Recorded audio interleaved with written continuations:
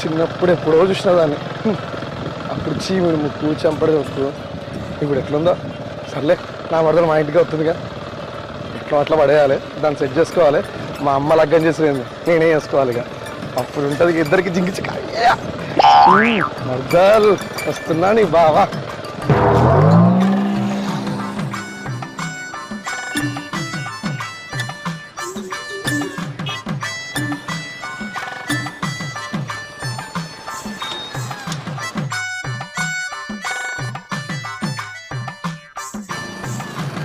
మంచిగా మంచిగా ఉన్నా బావా, నువ్వు? మంచిగా